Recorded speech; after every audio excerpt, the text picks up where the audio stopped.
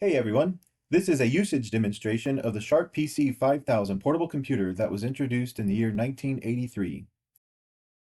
It is an 8088 base system with 128K base RAM that is upgradable to 256K. There are two main interesting features of this system. The first is the attached full-page thermal printer that is being shown here, and the second is that it is one of the very few products that made use of bubble memory cartridges. But this isn't just a portable typewriter. This system can also run MS-DOS 2.0. With some help through the CC Talk message board, I was finally able to source a working disk drive for this system from Portugal. Then, thanks to folks at the VCF forum, we were able to track down a suitable DOS 2.0 boot image that was specific to this Sharp brand equipment. Here is a quick sample of the Thermotransfer printout where a directory listing was piped over to the printer using a DOS command. Notice this is a full 360K capacity disk, not the smaller 320 or 180K formats. The DOS 2.0 days in the early 1980s was still a rough era, as developers were still figuring it out with things like software interrupts, device drivers, and all that. So contrary to what you might expect, this is not a boot to basic type system. It has to be booted from either a floppy disk or a bubble memory cartridge. I'll show the bubble memory stuff in a moment, but first, here is how the system is booted from the external disk drive. Notice how the drive is labeled the C drive. The bubble cartridge is what is assigned as the A drive. Like the Tandy Model 100, this system uses a proprietary 8-row LCD. And it's pretty horrible since it is really slow to scroll, has no backlight, and is really very reflective. But the focus here was on low power consumption since it was intended as a battery-powered portable system. I'm configuring the aux mode for something we'll demonstrate a little later. Recall MS-DOS 2.0 added support for subdirectories and device drivers through the config.sys file. Okay, this is one of the magnetic bubble memory cartridges that I mentioned earlier. They are heavier than they look, since from what I've read they also have temperature sensors and other components inside. There are no moving parts, but like a floppy disk, they are still sensitive to being exposed to magnets. You pop the cartridge into this slot, and underneath the case on the left is the bubble controller that manages the rotating magnetic field. There is no head like in a traditional disk drive. Instead, there is a magnetic shift register that pumps the bubbles through a detector. We did try booting newer versions of DOS, but was never successful in doing so on this system. And just to show what happens if you don't have a floppy disk or bubble memory cartridge inserted, I've unlatched both of those and am starting up the system. You get this message that there is no bootable media detected, so you can insert one and then specify the drive letter of the one you want to boot. The message to press enter to run BASIC is incorrect. In Chapter 5 of the user guide, I came across this note that explains why. It says that in the very earliest models you could boot to BASIC, but it seems that in the final production versions they integrated an early version of the more advanced GW BASIC. I'll cover more about this BASIC a little later, but first let me fire up the old 386 to demonstrate something else that you don't see very often. The 8-row LCD screen on the PC-5000 is difficult to work with, and there is no external video output option. But I recalled that there used to be a way to terminal into an MS-DOS system. Browsing through the user guide, I came across the CTTY command. It's a little vague, and the reference here to Chapter 3 is incorrect. It actually means page 6-14. It lists the supported devices and is interesting since it explains why even today you can't create a file named aux, con, or prn on modern Windows systems. This CTTY command means change teletype, and on this system, the aux device happens to be the same as the serial port. So basically, this command redirects the MS-DOS input and output to that device. In the early 1980s, that device really could have been a teletype, or more typically, they'd use a DEC terminal. These could be used to test BASIC and DOS software before a system's actual keyboard and video solution had been completed. Sadly, I don't have a DEC or a teletype, but I can use this 386 and a null modem cable to demonstrate the concept. Basically, any system that can still run the MS-Kermit terminal emulation software. I did try other software like ProComm and QModem, but I found MS-Kermit to be better suited for this. There were two main settings that needed to be adjusted. At 9600 baud, I would lose characters once in a while, so I found slowing the 4800 baud solved that. Then we also have to turn off flow control. Then, over on the PC-5000 equipment, Recall that I used the mode command to configure the aux port to match that baud rate and use the typical N81 serial settings for no parity, 8 data bits, and 1 stop bit. All that's left is to issue the CTTY command.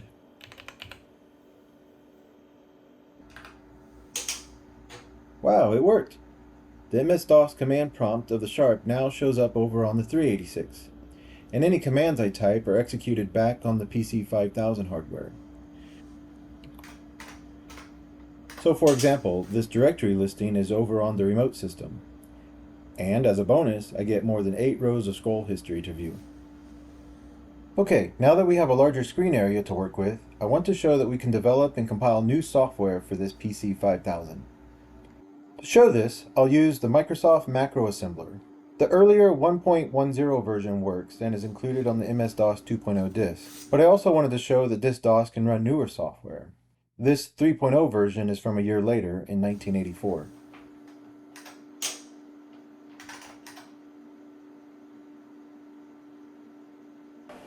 To start off, I'll use the EDLIN program to show the sample assembler code that I want to compile.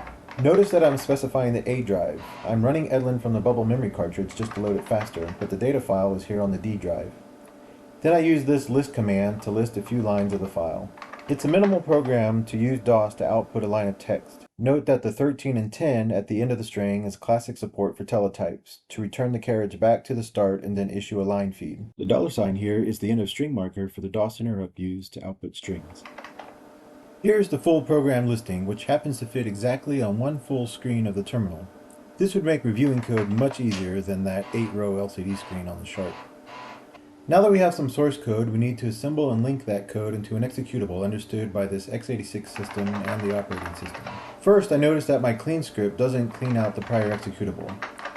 So I'm using EDLIN again to show how a simple edit like that can be made. Just enter the line number you want to edit,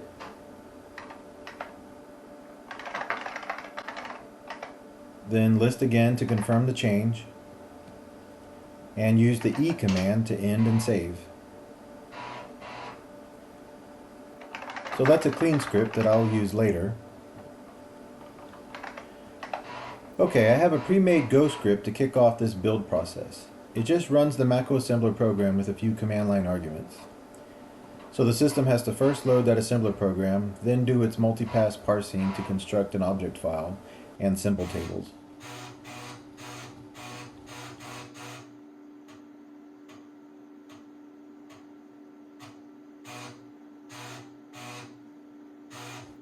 Then next, the script runs the link program. That takes the object file code and wraps it into an executable suitable to this operating system. And there we go, the program is now compiled. Let's run it, and perfect, it does exactly what we expect. Okay, now let's modify the program.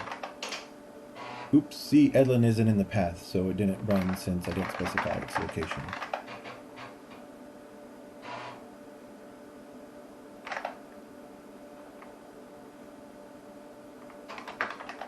I thought the M command might modify from the end. Okay, let's make this just output something else. Yeah, just the name of the system.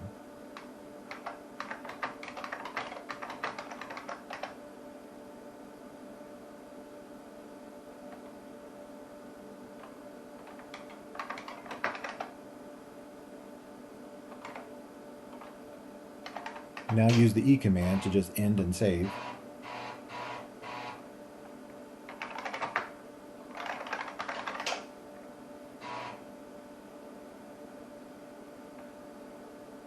So now I'll run the clean script to clear out the prior build of the software.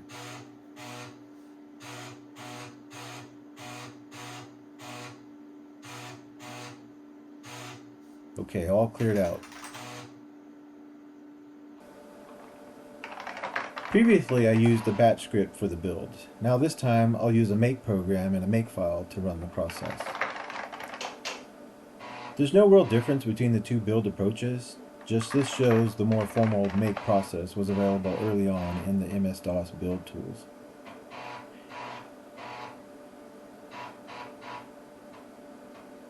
It's running the assemble and link programs again, Note that the Sharp PC is using its own CPU to process all this.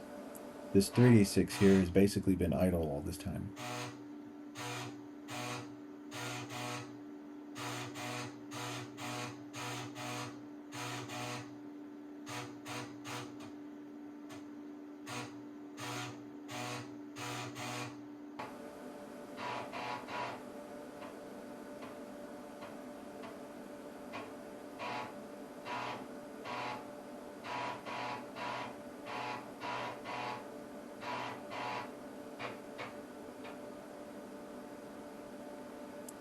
Alright, the updated program has been compiled. Now let's give it a run.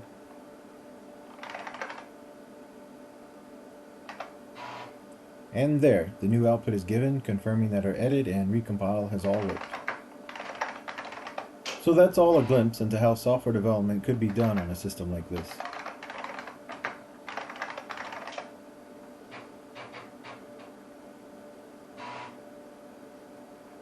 Obviously, EDLIN isn't very suitable for binary files.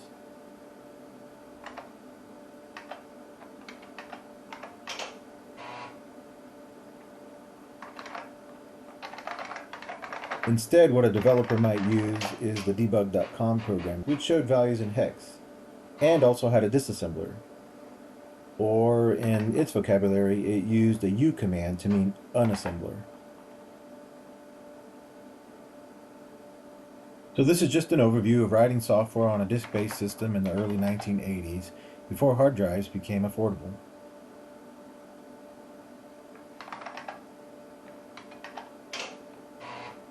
Next, let's take a look at WordStar.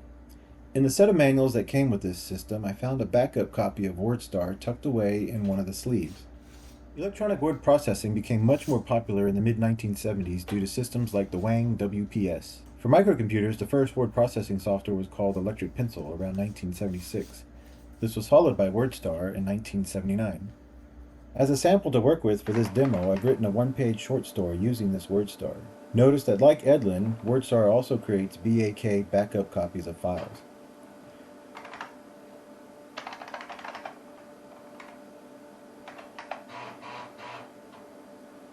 What's interesting here is that WordStar uses VT100 terminal commands, which this CTTY setup displays correctly across the remote session.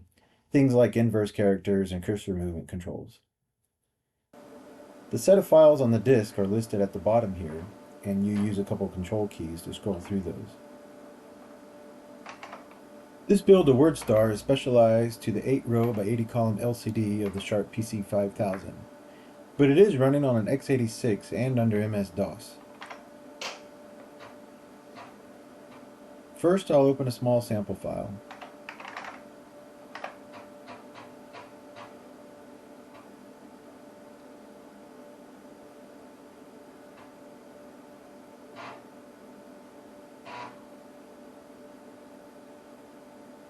Okay, notice we only have 3 rows to work with on the editor. We'll fix that in a moment. One nice thing about WordStar is it has shortcut keys to quickly jump between the words. Other nice features are word wrap, and also that WordStar will auto-justify the entire row when you press enter. Notice as I scroll up, WordStar pushes the bottom row past the 8-row limit. That ends up being a bonus here since it lets me read more of the document than I could while editing on the Sharp LCD itself.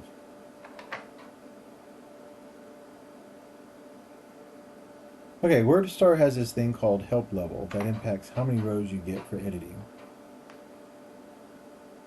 I'll turn that down to level 0 to show the difference.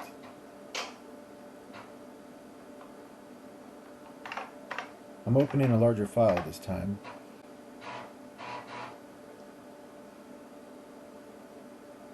And notice with this help level you get 6 lines for editing, while one row now has a column ruler and a status bar at the top.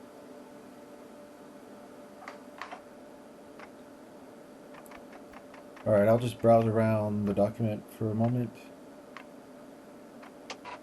Notice how on the right side the rows are justified. I didn't go out of my way to do this when typing this document. WordStar added spaces between the words automatically in a way that resulted in the rows being justified to the one above it. For most formal documents at the time, justified paragraphs were in fashion.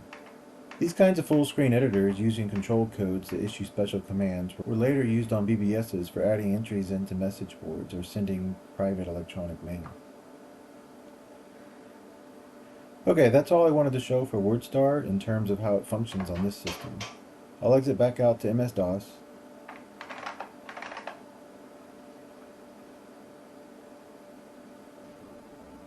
And to return terminal control back to the Sharp, we have to issue this CTTY con command. For this next demo, I was hoping to be able to also use BASIC across the CTTY remote terminal, but that ended up not working out. The IBM PC-DOS manual describes the CTTY command and also mentions a specific limitation.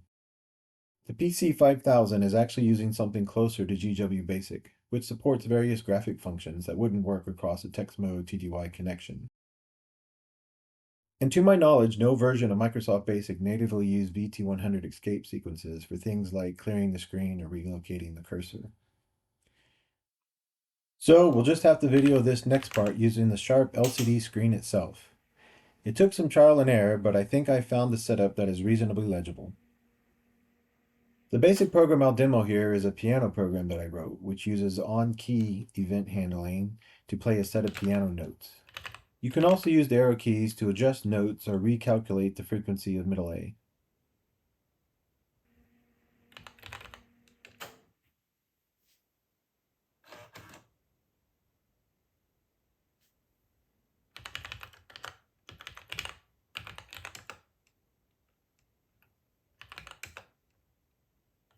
Okay, the program is running, and I have a feature where you press space to see the current frequency assignments of the F keys. Then as you press those F keys, the active note will display for a moment. While we're at it, here's a demo of using the volume control knob here on the side.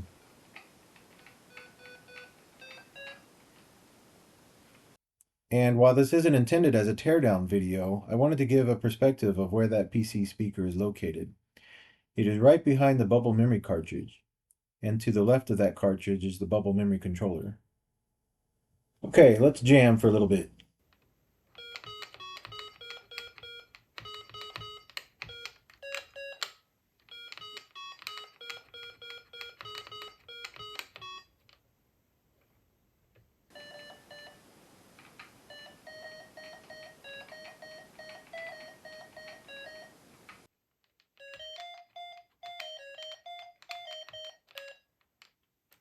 Well, that's about all I can do on that.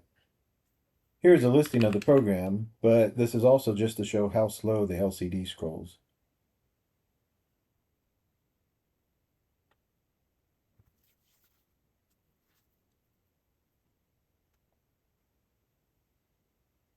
So I got an idea here. I haven't tried this before, so we'll see if it works. But let's see if this much newer MS-DOS 5.0 on the 386 can run this same basic program. Notice I'm using the same 5 1/4 360K disk that I was using on the Sharp system, and I'm loading the program that was saved in the ASCII format into QBASIC.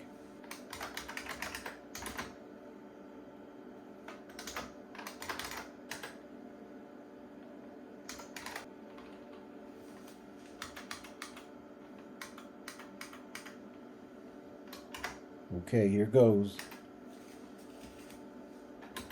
Wow, seems to work. The tab columns were a little different on the notes output, but other than that, it runs exactly like the original.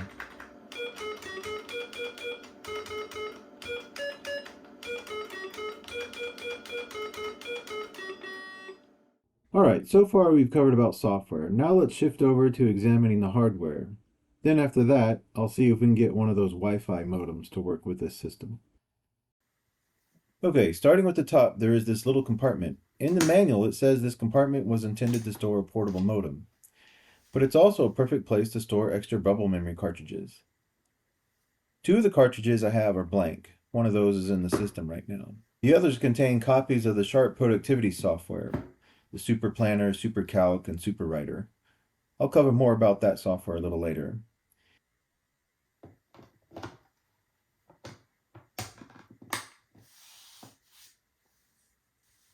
Next, I want to show the bottom side of the system.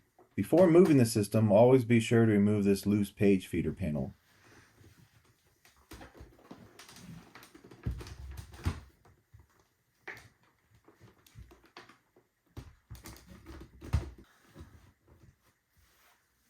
There are two expansion slots here on the bottom, so let's open those up and take a look.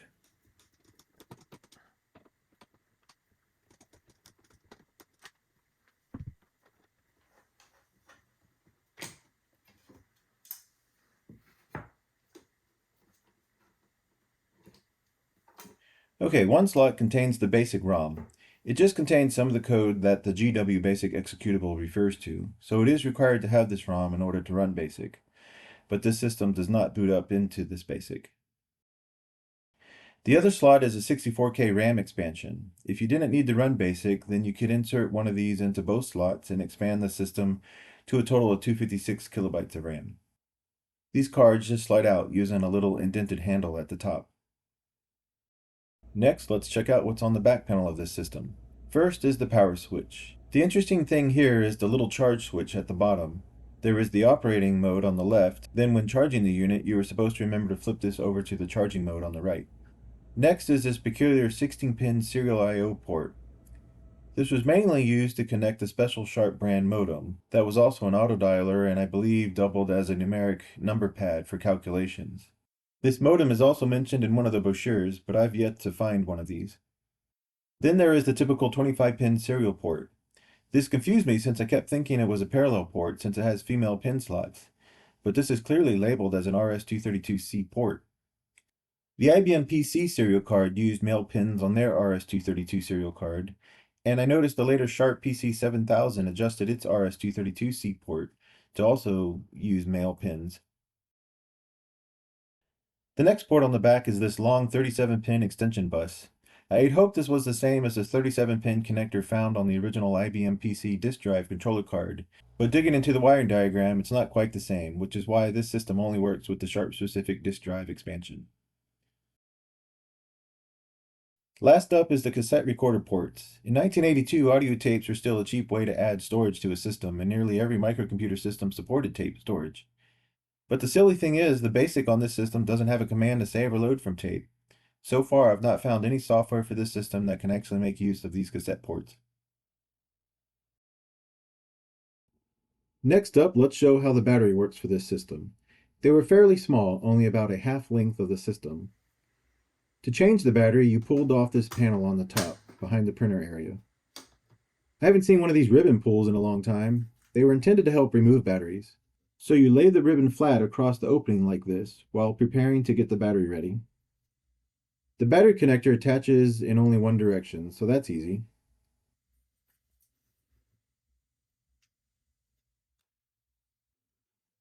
Then drop the battery down into its slot. Now to remove the battery, just pull on the end of the ribbon to lift it out. That avoids having to turn the entire device upside down and having it drop on your head or your feet. And that's it for the battery. I don't have any confirmation on the battery life. These two that I have here are long dead. Now to cover a bit about the attached printer. This didn't come standard with the system. It was an optional accessory and did add a few pounds of weight. The user guide has a chapter on how to install this printer. I don't have a video of that, but basically there are 4 large screws on the bottom that secure the printer in place. Then there is this ribbon cable that provides both power and data signals to the printer. There wasn't much to it other than you did need this thin Allen wrench to detach the knob from the carriage cylinder. While on the topic of the printer, I want to also mention that I verified that these two types of cartridges do work with this printer. These aren't ink cartridges, instead they are thermal transfer cartridges, which this system came with several stacks of suitable paper for that. Alright, for this section I wanted to give an overview of these fine manuals that came with the system. First is the user guide, which introduces the system hardware, describes the DOS commands, then has a full basic manual. Like here is that intro section that describes how the compartment at the top is used for storing the external modem.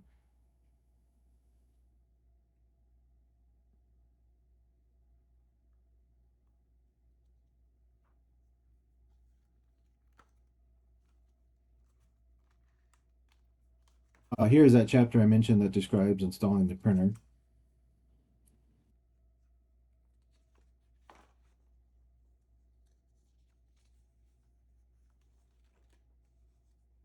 There's a big note here basically saying that you can print without those cartridges by using heat-sensitive paper, which is different than thermotransfer paper.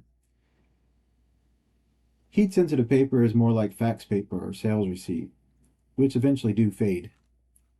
Thermotransfer paper is used more for label makers, which tend to last longer. I did once try plain paper in this printer, and that didn't work at all. But I still have a box of the original Sharp thermotransfer paper left, which is what I've used in all the printing demos here.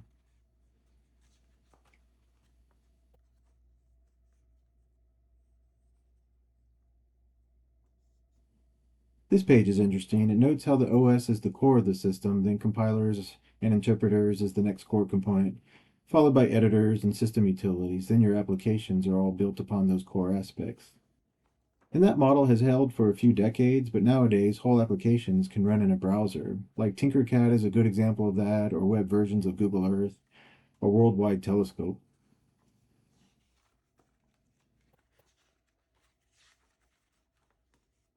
Here's a list of all the supported basic keywords. Chain is a fancy one, and field. Yeah, lots of things. It's interesting to reflect how programming used to be an integral part of owning a computer.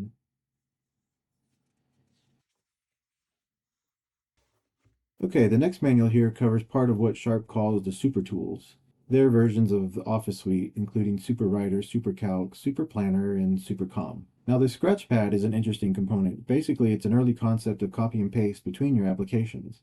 I tried it once, taking a group of numbers from SuperCalc and then pasting them over into SuperWriter. You can't run the two programs at the same time, but it uses a ScratchPad to buffer the content that you want to copy. Here's the SuperCalc section, which is Sharp's version of VisiCalc. It has all the typical capability for specifying formulas across cells of data.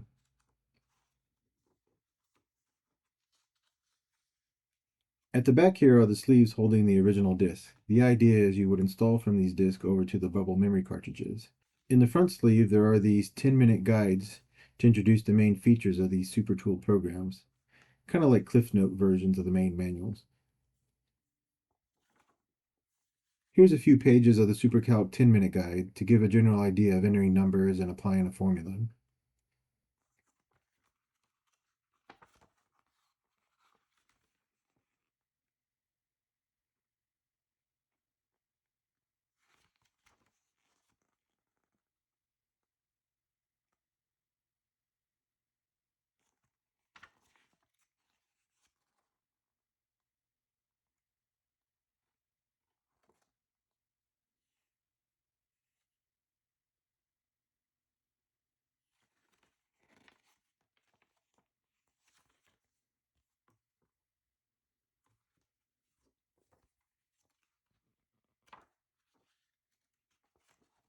And here in the SuperComm guide, it describes connecting to the Dow Jones bulletin board. Before common public internet, Dow Jones had a BBS for reading up on news and checking market conditions. On the original IBM PC 5150 in 1981, it included a bunch of program samples, and one of those was a communication sample that let you connect to Dow Jones and a few other electronic news sources at the time.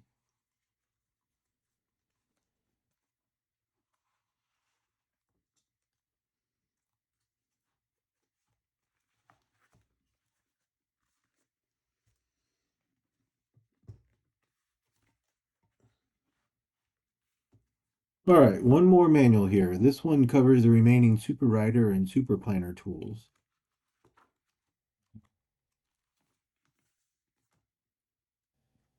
They're all comprehensive manuals, and I've always wondered what software they use to produce these kinds of manuals.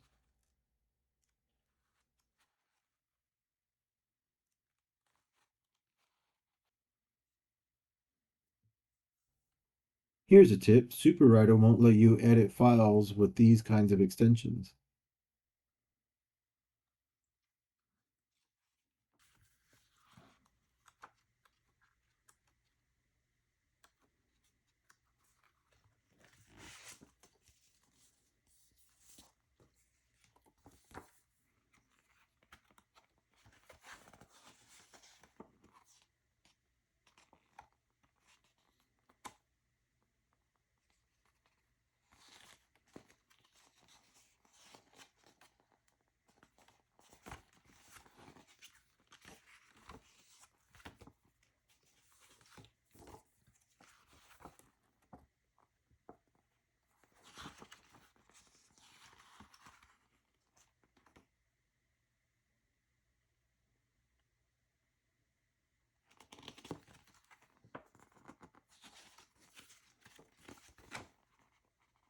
The SuperPlanner could double as a contact list database. Anyone remember the Rolodex? Software like SuperPlanner would be a digital replacement to one of those.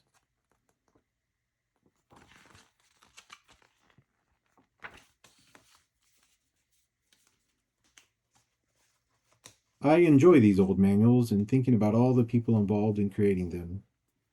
Like they say, they sure don't make them like they used to.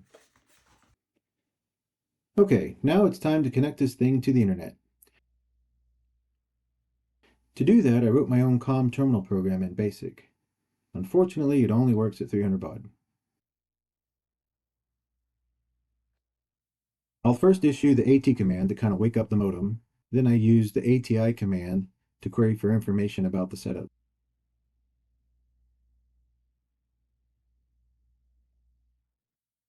Next, I'll dial my favorite test BBS, which in this case is retrocampus.com since it doesn't require a login.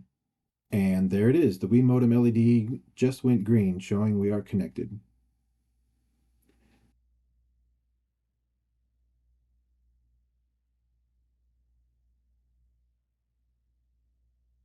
Retro Campus didn't anticipate the 80 by 8 LCD screen client. I picked number 9, the VIC-20, which has the smallest 22 by 23 resolution.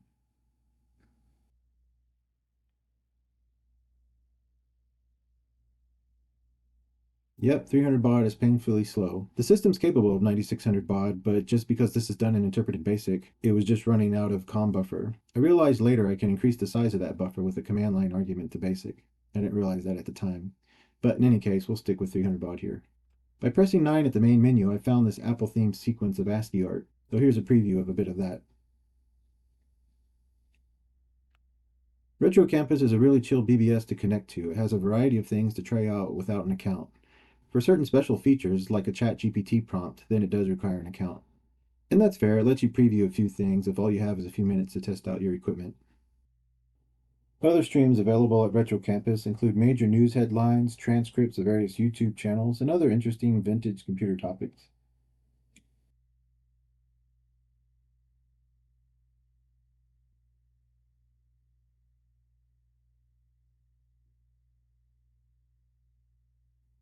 Okay, time to sign out. Yeah, notice on the Wii modem the carry detected light is no longer green.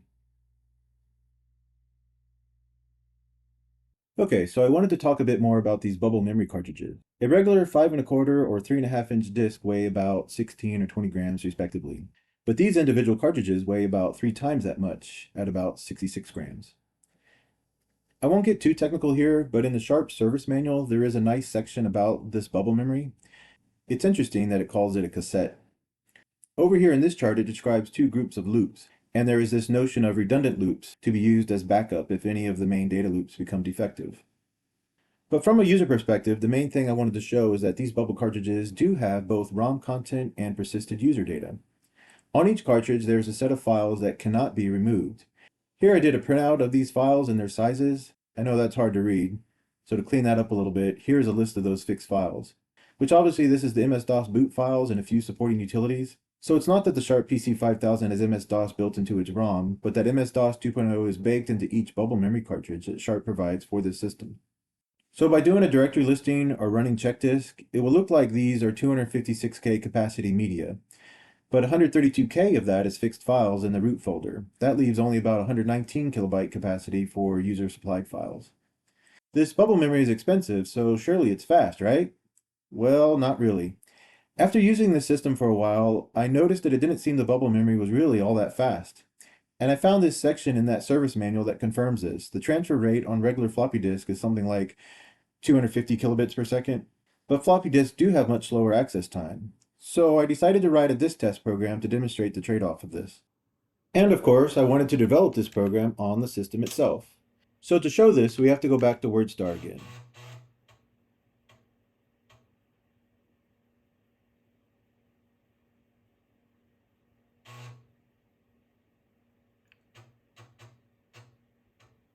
Okay, WordStar has this option to open a non-document file, which basically means a regular plain text file.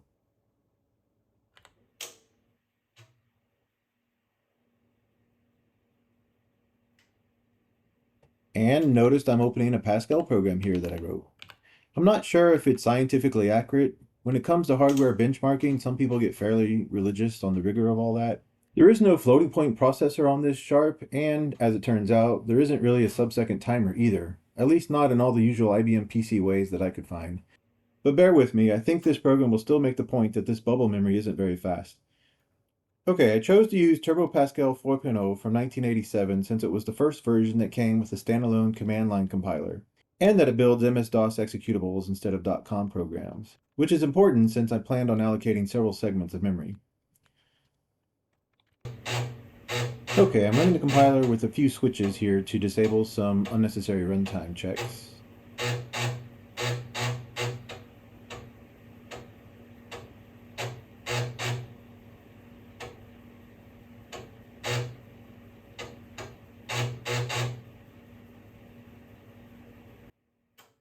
One quick note here, usually when you compile programs in Turbo Pascal, it'll output how many seconds it took. Borland wrote a very fast compiler, so they like to brag about that. But I noticed that on this system, the compile time isn't there. So I guess they detect that this system doesn't have a precision timer, so they just skip that metric on their output. Now before running it, notice it is a small program, about 6.5 kilobytes. Alright, let's run it. I'm running it here on the 5.25 inch disk first, so the system has to first load the executable in the memory. Then, the program allocates 106 kilobytes of RAM and writes the alphabet to it over and over. Nothing fancy here, but the point is that it is well over the 64K limit that many prior 8-bit systems had.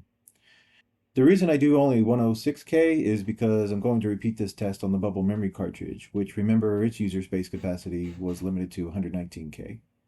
So this program writes the allocated memory to a file, then it clears the in-memory buffer, reads the file back in,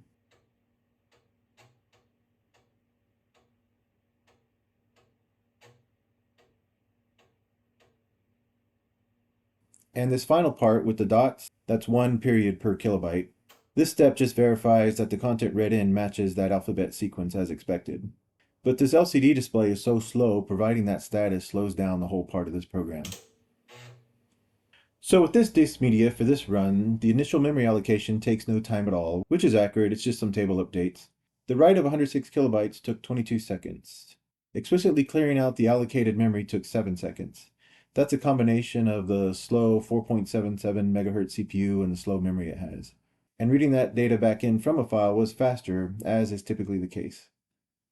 Then that final check at the end is super slow, again because of that overhead of providing the status back to the display.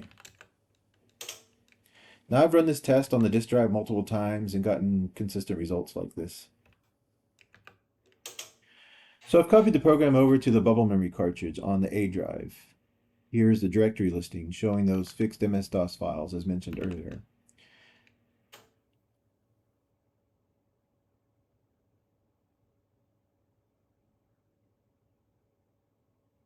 Notice there is only 5K to spare on this media. I've already ran the test program once, so let me remove the existing test.dat result file.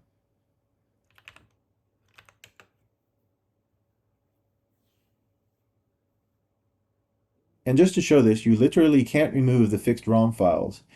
If you try to delete them, see, DOS won't let you.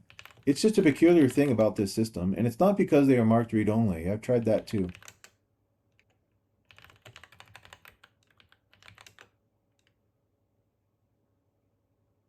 Alright, we have over 106K free space, so let's run this test program on the bubble memory. One nice thing is that the bubble memory is silent, like modern-day solid-state media, but it does work in a completely different way. As you can see, this is not noticeably faster than the previous disk-based run. I've run this multiple times also, and basically for this test, the bubble memory is only about 10% faster in practice, which I assume has to be due to the faster access time.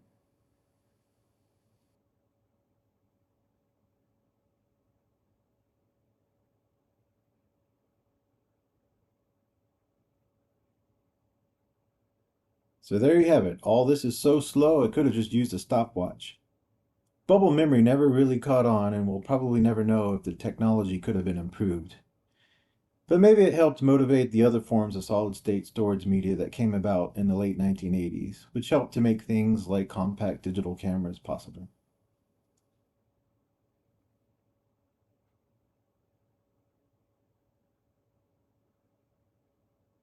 So there's a couple last things I'd like to show about this system. First is a kind of Easter egg, since I never saw it mentioned in any of the manuals. I found that if you remove the bubble memory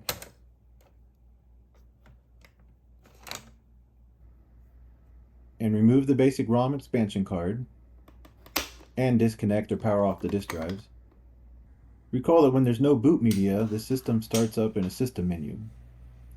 Well, if there's no basic ROM card installed, if you press enter, it'll take you to this built-in capability demo mode of the system. It has some menu options that print out verbiage about the system, which is hard to imagine they baked all this into the system ROM somewhere.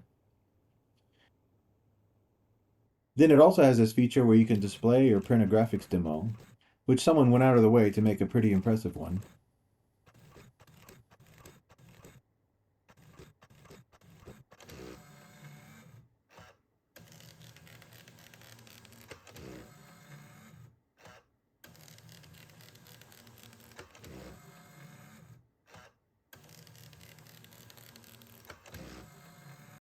Alright, there are a few interesting things about the keyboard to cover. First is this off button on the top left. This is actually more like a suspend power button, where the system will go into a lower power mode and wait for either modem or keyboard activity before reactivating.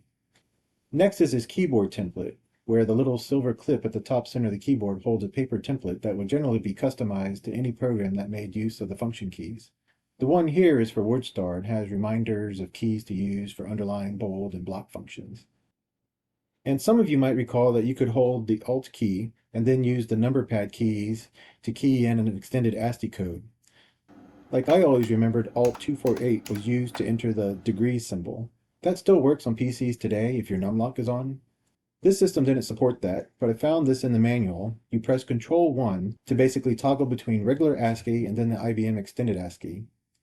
Then the keyboard is arranged to make it easy to type in different styles of borders. I guess to add some flair to those documents you would be printing out. You can type these at the DOS prompt, so here's an idea of what those symbols look like, just typing A through Z in the upper and lower case. Well, we've covered a lot about this system. It wasn't hugely popular, at least not here in North America, but it could be found in the back of Byte magazine, sold for a couple grand. The Tandy Model 100 and this NEC chose to use a more legible 40x8 LCD instead of the 80 columns like the Sharp, and they could run on regular AA's that could be found anywhere. While they probably couldn't compile Pascal code like I showed here, they still had enough software to be useful. Two other main competitors to the Sharp at the time was the well-known Grid Compass, which cost about 3 times as much, but had a very solid frame and that awesome plasma screen. Another model was the Galvin SC, which looks similar, and it did feature a kind of touchpad interface at the front, but that company went bankrupt within a year, so there isn't much known about it. Sharp, the company, is still around today. The PC-5000 wasn't a total failure. It was sold for a few years, but Sharp probably had more success in their earlier PC-1500 product, which was even more compact and could be plugged together with a few other modules to make it into a more extensive system. Xerox also had a lesser-known device like this, and the Epson HX20 was also similar and fairly popular. The little microcassettes in these early 1980s ultra portables is nice. Xerox system had a more complete audio tutorial in one of its tapes. Another even older system along these lines is the MCM70 that was released in 1974. It could only be programmed in APL, but it did run on batteries and had tape storage. We finally reached the end. The rest of the video will be an uninterrupted printing of the COMM program source code that I demonstrated earlier. I hope you've enjoyed this tour of the Sharp PC-5000 system, and thank you for watching.